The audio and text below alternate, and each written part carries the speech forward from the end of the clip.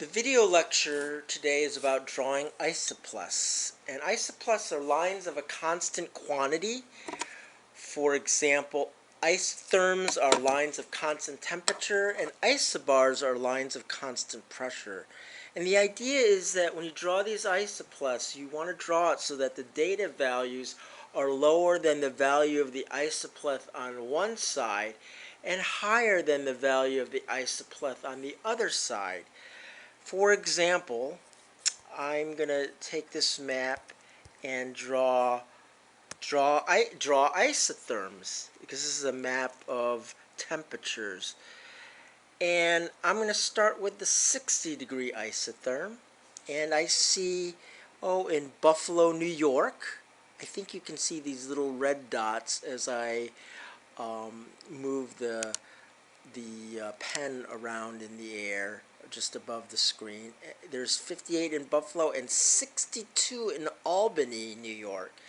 So if I drove a car from Buffalo to Albany, I would expect to run into, see 60 degrees on my thermometer with my car, and somewhere in between, probably halfway in between. So I'm going to draw 60. I see Buffalo, and then Binghamton at 62, 58 Erie, 63 Pittsburgh, Pennsylvania.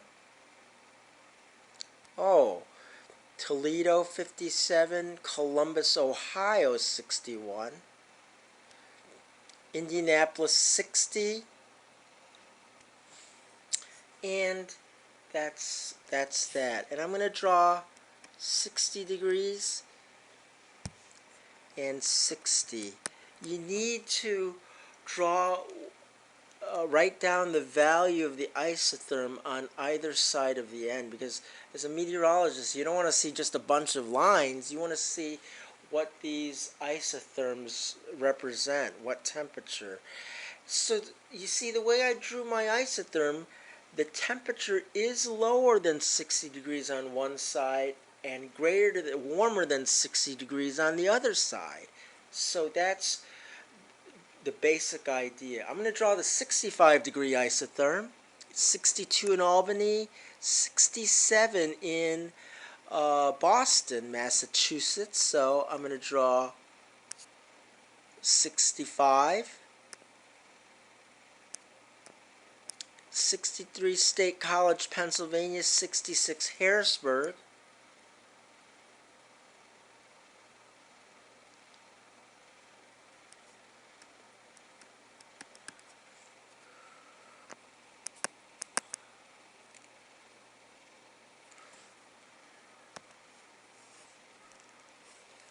and so, 65. That's it for this map. I do want to go and show you, what's the largest value of temperature isotherm I can draw? I guess the highest that I can draw is maybe 80. Right? I'm sure it's warmer than 80 here. I'm sure it's 90 even farther south, but there's nothing in the weather data. I don't see 90 degrees, so I can't draw what I don't see. This is a very simple map. I'm going to actually use a more recent map. This is the temperature January 1st, 2014, 19Z, which you'll learn very quickly is 2 p.m. Eastern Time, 1 p.m. for you folks in Central Time. And so what do you start? Again, I tend to start, you want to probably start at the edge of the weather data. And at the edge I see, I'm 2 degrees and -1. So I'm going to do the 0-degree isotherm. 0 in between. But now I see 28. This is in South Dakota. 28, 5, and 2. So I need to make a sharp turn. I see 0 in, I think that's Minneapolis, Minnesota. And then I see 8 in, I believe that might be Madison, Wisconsin, or someplace in Wisconsin. 8 degrees and -6 in Minnesota. So it actually curves back. And so probably you can probably justify making a closed loop. But although you do want to break the line and write down the isotherm. And this closed pattern, this circle, as it were, um, notice how it's warmer than 0 outside and colder than 0 inside. So by having this circle, you have located a minimum in temperature. It's colder than 0 degrees inside, so there's a cold spot. That's one of the real uses of these drawing the isotherms. I'm gonna, instead of doing 5-degree intervals like I did in the first map, I'm going to do 10-degree intervals because this map is much larger in extent, in aerial extent, and drawing every 5 degrees, it would just be really too messy, too busy. It would just be hard to read. So 10 degrees, I see in Montana it's 28, and then there's 2. 31. But I see in Iowa it's, I think, 8 and 9. So that the isotherm, 10-degree isotherm, has to go south of it. I see Chicago, it's 21, and then their station in Wisconsin is 7. It's 8 and 12, and probably I actually technically need to stop here because there's nothing in this region over the lakes, over this one of the lakes here. I think that's Lake Superior, but there is a 13 here. That's why I drew the 0-degree isotherm. I forgot to mention that. So I guess technically I could put, I'm sure actually in reality it connects. This 10-degree isotherm here connects with a 10-degree isotherm there, but I guess I'll stick to the rules. I'm going to draw the 20-degree isotherm. Where would it go? You see 28 and yet 2, so 20 goes in between.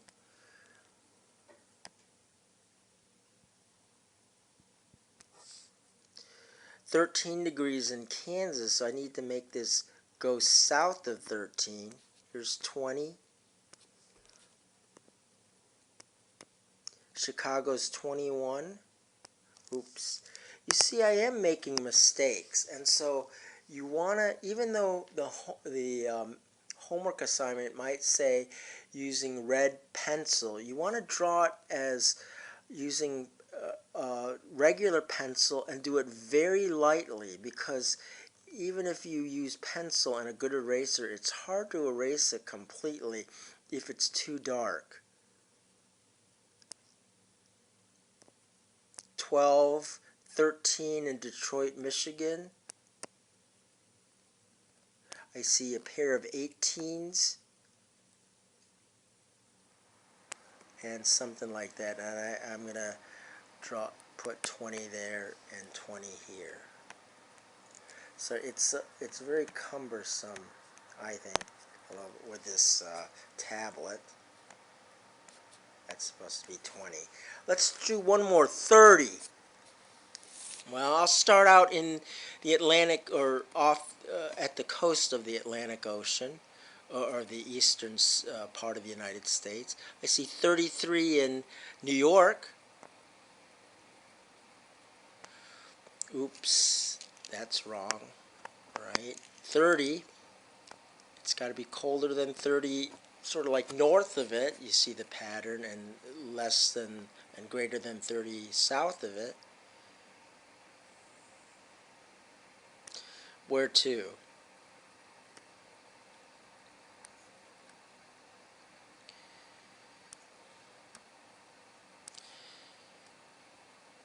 And you might be tempted to draw like this.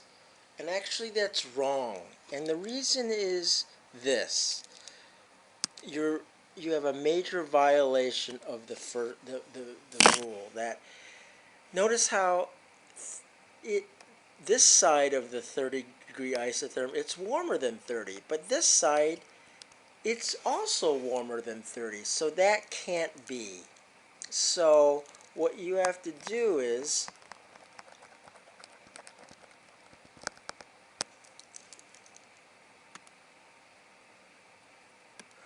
I'm going to do the 30 like this.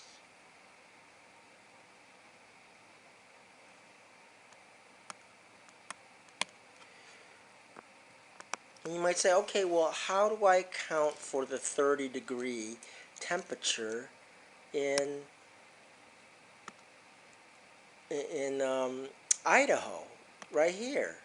How do I account for that? Well, this is where I'm going to draw a circle, and you'll see why.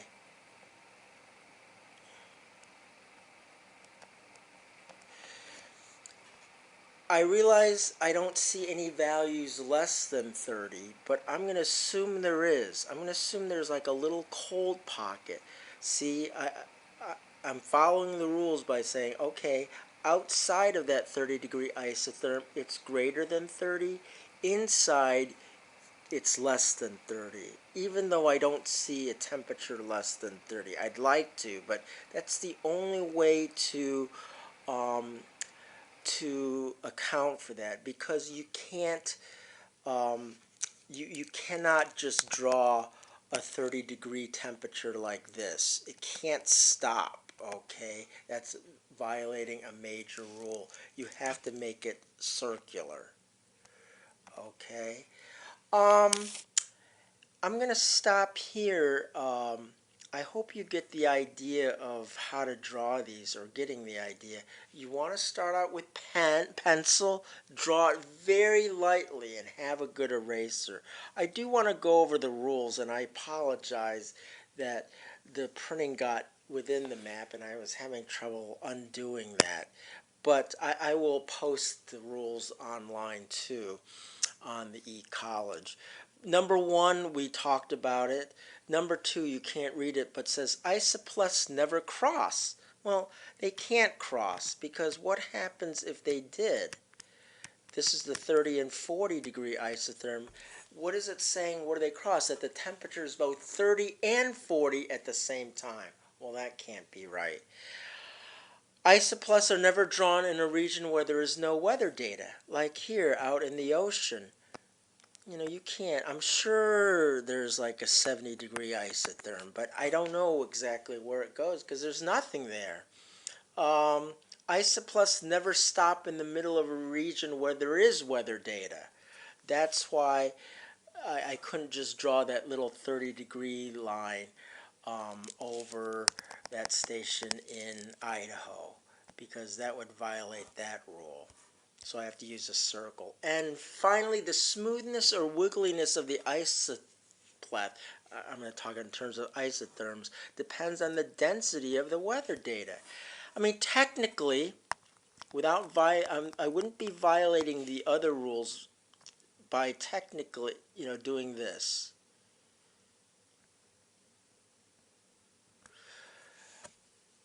I'm not violating the other rules. It's greater than 30 on one side and less than 30 on the other side. However, there's nothing in the temperature map to suggest it's that wiggly. So I need to just draw it as smooth as the weather data suggests.